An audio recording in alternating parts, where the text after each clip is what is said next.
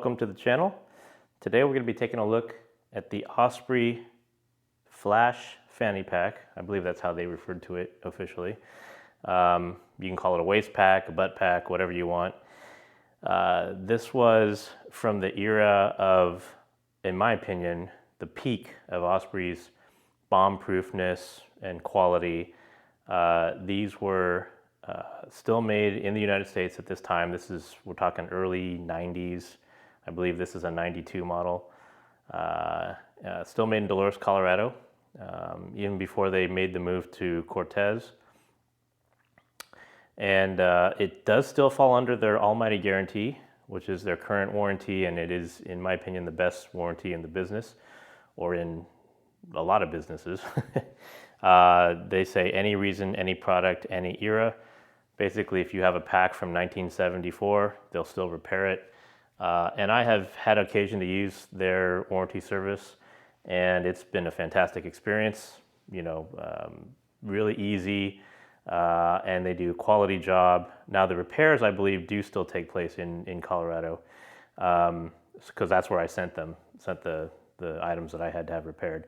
They did a fantastic, in fact, this pack is one of them. You can see these zippers here are not the original zippers. They're still YKK zips, but these are the original YKK zips with the pull tab. They put the newer style pull tabs on them. So they had done some repair on this one for me up here, and even there was a patch here, etc. So this pack has actually been through it. This pack has seen its fair share of use over the years. Really great pack. So we'll go through it. We'll do an overview and a kind of a review of the features and the functionality, build, construction, all those kinds of things. So we'll start out with the exterior. You know, again, it's a fairly large pack. I'll put, here's an iPhone next to it for scale. So we'll just leave that there.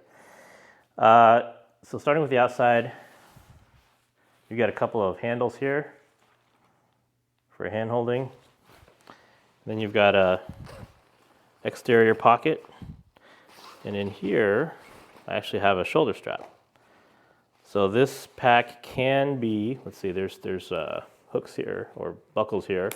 Can also be used as a shoulder bag. You know, if you want to sling it rather than wearing it on your butt. Oh, sorry. Let's see if I can get this there. So, you know, a purse or a man purse or whatever you want to call it. So, so there's an external pocket there. We've got compression straps on either side.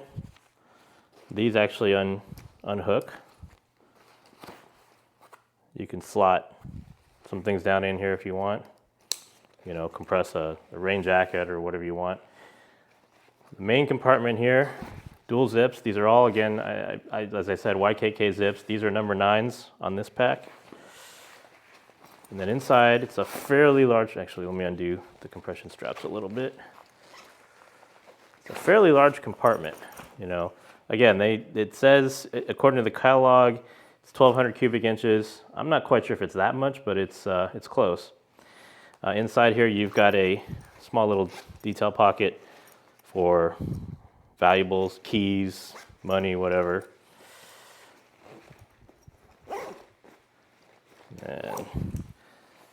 And then I'm going to take these off. Just get them out of the way. The shoulder strap.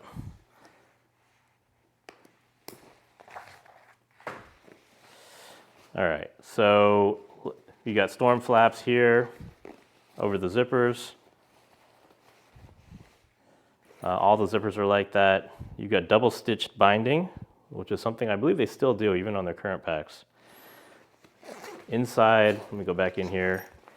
You can see even all the seams are sealed, even on the inside. And then back here, yeah, you can't really get in here, but there's let's see if I can, yeah, it's sealed in there. So There's a foam stiffener here, as well as a Delrin hoop, a Delrin plastic hoop. They call it an indestructible hoop, but whatever, that runs the perimeter of the pack. So it runs from this corner all the way around to this corner. It's actually kind of ingenious. A lot of their packs of the era had this Delrin hoop, and it did a number of things. It kept the pack stiff, kept the shape of the pack, so when you're loading or unloading, you don't have a floppy pack. But more importantly, it was a load control point. So you have a lot of the compression and suspension items basically mounted to this as opposed to just the outside of the bag. So it gives it, something to hang on to essentially. It also helps bring the load closer into your back. So Osprey was big on ergonomics and big on load carriage, and still are, honestly. Although you look at some of their modern airscape suspensions and trampoline suspensions, they actually seem to move the load away from your back for air cooling, kind of almost like an old external frame pack. At least that's my opinion, or my observation. These packs of this era really kept stuff really as close to your center of gravity as possible, which made carrying really heavy loads really comfortable. Although it did obviously cause a lot of hot spots and sweating on your back. So, pluses and minuses. But anyway, this also, again, helps bring the load into your back, helps basically seal the pack to your back.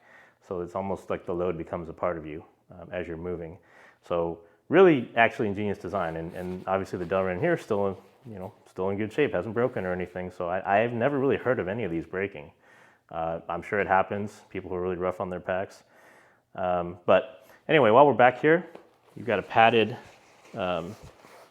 region here for either wearing against your back, your lumbar, or if you're carrying it over your shoulder so that it rests against your hips. You've got here's the compression strap. Oh, actually, this is a compression strap. But what you've got hidden back here is a built-in waist belt. And it's a decent belt. It's like a mesh material, so it's very breathable. Full 2-inch Fastex buckles, as well as a compression strap to help bring that load really tight into the belt. So again, that's how you would wear it as a waist belt or a waist pack or fanny pack. And then one last thing on the back here I wanted to note. I'm going to tuck these back in here for now, get them out of the way. You've got these tri-glides here that are mounted on all 4 corners. That was actually, you could use those as lash points, obviously, but this was actually part of Osprey's Speed D system, they called it. Essentially, it was a system that allowed you to hook these into D-rings on larger packs and basically attach them, kind of like a quick release buckle kind of concept, but not as fast as a quick release buckle, but much simpler, required less straps and all kinds of hardware, heavy hardware. So I'm going to show you an example of that. Get this out of the way. On a larger pack. This is an Osprey pack from the era, one of the larger packs. And you'll notice here you've got these D-rings. I don't know if you can see that. Right here you got 4 of them.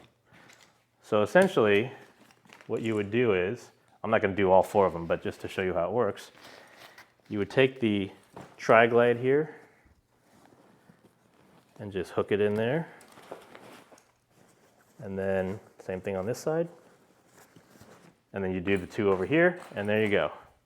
And now, at this point, it is on that pack in a really solid way. It's not going anywhere, and it allows it to use this almost as a compression panel, because these are obviously the compression straps on the bag. As you tighten it down, brings that whole load right in here and helps compress the entire back panel of this pack. Load rides really nicely, and then again, when you get to camp and everything, you're ready to go head off for a little day hike. Just undo these,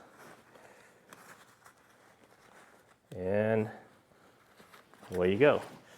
Now, one other thing too, Obviously, this is a pack from the same era, from the early 90s. But even on modern packs that have the right attachments, you can do the same thing. So this is a Osprey Sojourn piece of luggage, basically. But you'll notice it has the D-rings.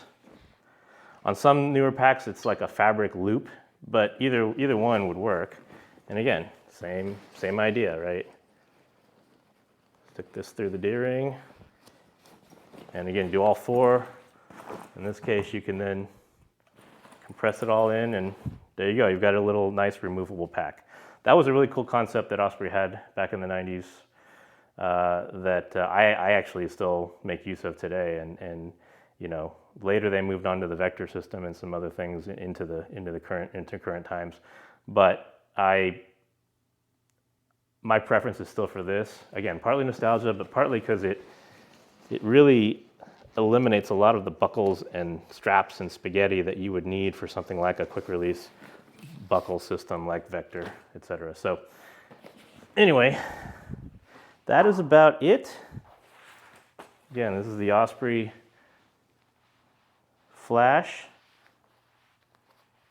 Really good pack, you know, carrying bag if you need something like this. I hadn't really seen anything about it, any videos on YouTube or elsewhere, you know, reviews on it, so I thought I'd put one out there.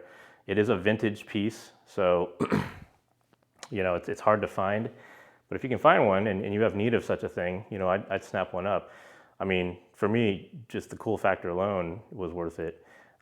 They later evolved this when they started moving toward the vector system, and they got rid of, you know, again, these triglides here, and they I think they implemented water bottle pouches on either side, and that could be advantageous if you don't need to attach it to a larger pack. So really, there's a lot of options out there. But again, the Flash is no longer made today, as far as I know, but was a great pack back in the day. So that is about it for this you know, look at the Osprey Flash. Thanks for watching. We'll talk to you in the next one.